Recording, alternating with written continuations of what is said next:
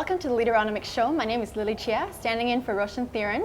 And today we have with us Sir Christian Bonington, British mountaineer, Britain's best known mountaineer, who also happens to be Chancellor of Lancaster University. Welcome to the show. It's lovely to be here.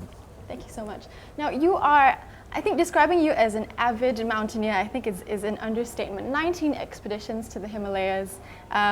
You led the first expedition that ascended the south face of Annapurna, the biggest and most difficult climb in the Himalayas at the time. You reached the summit of Everest in 1985 at the age of 50. What started this passion with climbing and mountaineering? Well, I was born and brought up in London before the Second World War, back in 1934. And I went to a London school, and I just went to my holidays. I started walking and going for long cycle rides, youth hosteling. I was always adventurous. And then discovered the hills and rock climbing. And started as a rock climber, and then ventured further afield to Scotland in winter, and then onto the Alps, and finally to the Himalayas. You say as if it's such a natural progression. Yes. When did you seriously get into climbing? Well, I think the very first time I actually, I'd seen the mountains of Snowdonia from a distance because my grandfather lived in Ireland, and you travelled by train up to Holyhead along the north coast of North Wales. And it would be fantastic to go and climb amongst them. And so I persuaded a friend of mine at school, and we hitchhiked up to Snowdonia in the middle of the winter of 1951, which was a very hard winter. And we tried to climb Snowdon, which is the highest mountain in Wales, and it was plastered in snow, and we were avalanched off. And my friend Anton, he returned home, he hitchhiked home the next day, and never went into the hills again. And I thought it was absolutely fantastic. It was adventure. I was excited by the risk, by the beauty of the mountains. And from that moment I was hooked. And really, from that moment, mountaineering and mountains have dominated my life. And how old were you at that time? I was 16. You're 16. Wow, and it's just gone on since. And it's gone on ever since, yes. But with kind of, I didn't dream of climbing Mount Everest when I was 16. What I was interested in was learning how to rock climb and pushing the standards and climbing that little bit harder and everything else. I then got to the Alps, and I was interested in climbing in the Alps to a very high level, and I did the first British ascent of the North Wall of the Eiger and things like that. And then I was invited to go on a Himalayan expedition, and so I started my Himalayan career as well. So it's been a steady progression really over a period of years. I imagine there must be some really tough phases that you go through when you're, scaling a mountain. Can you lead us through some of the most difficult? Oh, well, you have you have some tough times, and I've had a lot of narrow escapes. I'd say at least 10 times when I was very, very lucky to come out of it alive. And I suppose the toughest of all was when we climbed a mountain called the Oga by Anthabrak, which is in Pakistan, and the height of 7,340 meters, unclimbed. And it was a very, very hard climb, but my climbing partner, Doug Scott, slipped on an abseil and broke both legs right on top of the mountain. And then, there were 4 of us all together, so 2 uninjured. I actually slipped and broke my ribs. We were caught by a bad storm. We went for 5 days without anything to eat. 5 days? Doug had to literally crawl down the mountain. We carried all his gear, but we couldn't have carried him. So that was a long, drawn-out adventure where you were stretched to the absolute limit. And you got out of it, firstly, by never giving up. And I don't think any of us ever thought we're not going to get out. We were determined to get out. And secondly, by teamwork. Everyone worked together, including Doug. He could only crawl, but he still was taking an active part in the decision-making process. And that's what really the kind of teamwork that climbing builds up. And what kind of, it's so much mental endurance as well. How do you get to that stage where you have that sort of mental strength that pushes on beyond physical pain, and how does that happen? Well, I think it's in your psyche. And I'm a great believer in, I think we all have a genetic makeup. And I think that one is actually born an adventurer, one is born a potential leader, one is born a potential driver, if you like. And then, through that potential, you then develop it through your life. And people who achieve great things, be they in sport or creativity or whatever, the people who have that basic kind of instinct and ability, and then the ability to actually develop it, and then there is a certain amount of luck, of kind of environmental influence, which actually enables you to take the course. But essentially it comes to what is in the person's kind of psyche. So not everyone is cut up to be a mountaineer. No, thank goodness. It'd be dreadful if it was. But no, and it also, it's just as well that, yeah, not everyone is created to be an entrepreneur. Not everyone is created to be a brilliant musician. And let's face it, there are an awful lot of extremely dull roles and jobs, you know, whether you're going to be a security guard or working in a factory or what have you. And the challenge is actually and some individuals, and a lot of individuals, are perfectly happy in that role. And so that really the important thing in life, I think, is for every individual to work towards fulfilling his own potential or her own potential. And the unhappy person is the person who had that potential but hasn't been able to realize it. If someone's struggling, though, to understand the potential that resides within them, what would your advice be?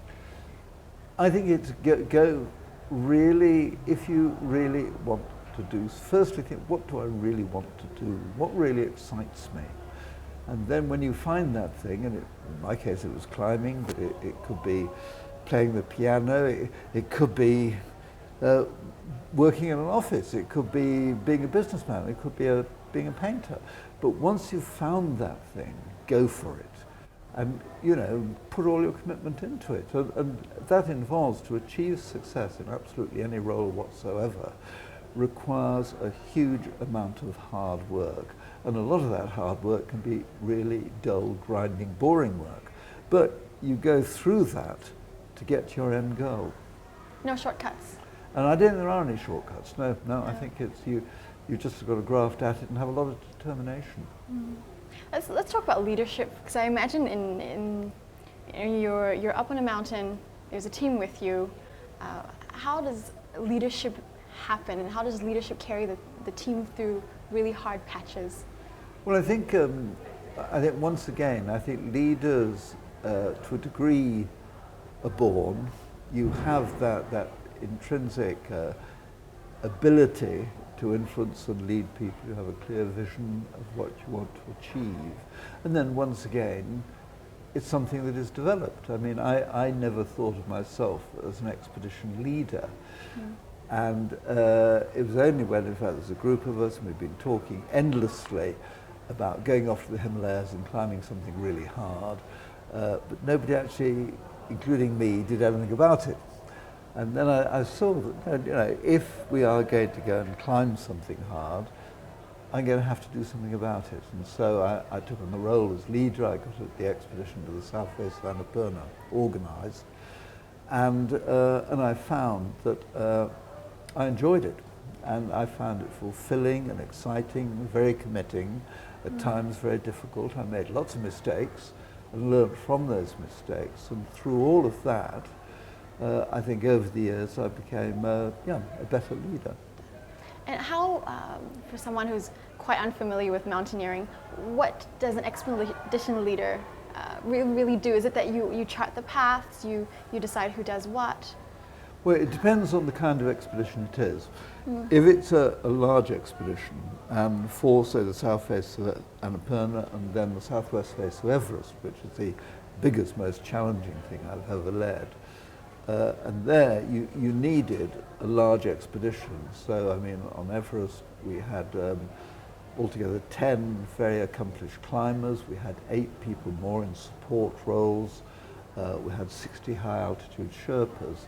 So as leader of that expedition, you've got to coordinate it, you've got to plan it, you've got to have the original vision, you've got to be good at delegating, so that you've given people all the various roles and the jobs that they have got, and essentially you leave them to get on with it, but you have a good report back system, just like any organisation or any company, so that you can immediately see if something isn't kind of going right, if someone needs support and so on.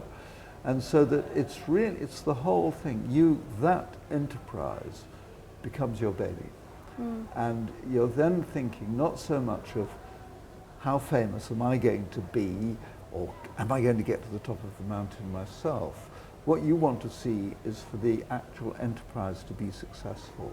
And therefore you don't hesitate. You put the best people on top of the mountain, which probably not yourself, but other people who might be going stronger and so on. Your job is to make the whole thing work as a leader. And a leader is capable of having that broad overview of the whole enterprise, rather than just getting stuck in one tiny segment of it, or being over worried, how do I look, how famous am I going to be, and all that kind of stuff. Are there any instances where you've had to pull back? You've had to tell the team, we have to turn back? Well, and how do you make those kind of decisions? Usually it's pretty obvious. And I think I've always been very determined, and so that we've always pushed to the absolute limit.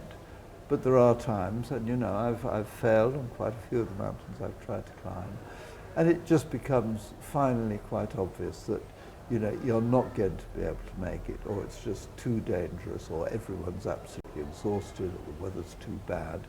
And at that point, you take that decision. And it's usually a very easy decision to take. Because you just know. And and the important thing is to know when to turn back as well. And a lot of people have died in the mountains because they've been so obsessed with reaching the summit of the mountain, particularly on Everest, that they just push on, and as a result, they die. And so it's a matter of being realistic and knowing when to turn back. And the same you could say is with business as well. All too often an organisation is heading for disaster, financial disaster, and yet it's very difficult, sometimes needs courage to actually say, look, this is not going to work. We're going to have to turn back. And the easy thing at times is sometimes just to press on regardless. And that either leads to bankruptcy, or in climbing, leads to people dying. So if a young person came to you and said, Sir Bonington, I want to be just like you. I want to be a mountaineer. What would you say to them? Well, I'd say, I get this frequently. I mean, I get plenty of emails from lovely young, kind of enthusiastic climbers, male and female, saying, I'm 15 years of age and I've just started climbing and my ambition is to climb Mount Everest. How do I go about it? And I say, well, just live in the present.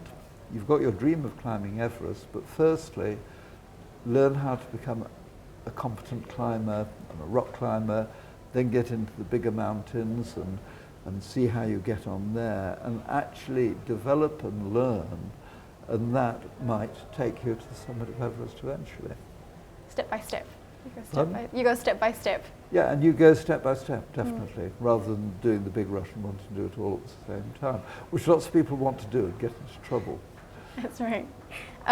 3 main tips to business leaders, corporate leaders. 3 main tips that you have learned from your mountaineering experience that could be applied in the business world. I think firstly, be clear about what you want to achieve. In other words, what is your vision? What is your objective? And all too often you can get mixed objectives, which can be counterproductive. You want to be very clear on what you want to achieve and cut out all the kind of extraneous stuff around it. So firstly, have your vision. Then actually share that vision with your team, the people who are going to try to accomplish it.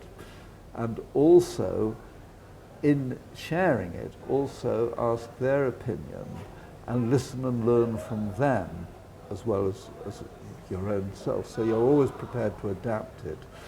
but then also being clear of your vision. You've consulted, you've listened, but then make clear-cut, firm decisions. And the good leader, I think, is someone who is very clear on what they want to achieve, but also listens to the people around them. That's great. You've achieved so much in life. Just to tie this all off, what's left on your bucket list? Well, I think God, I'll be 80 in a couple of years' time. So that, you know, I mean, I'm not going to be able to climb. I'm not going to climb Everest again. But you still do climb. I still climb, and my ambition is basically to keep on climbing, to keep on doing all the. I love working, and I keep on all the various work I do and everything for as long as I possibly can. So that, if you like, my objectives are more modest, but I'm already beginning to plan a nice little expedition to climb a small unclimbed peak to celebrate reaching the young age of 80. Fantastic, still going. Well, thank you so much. Well, lovely to talk to you. So that's Sir Christian Bonington on the Leaderonomics show. Thank you for joining us.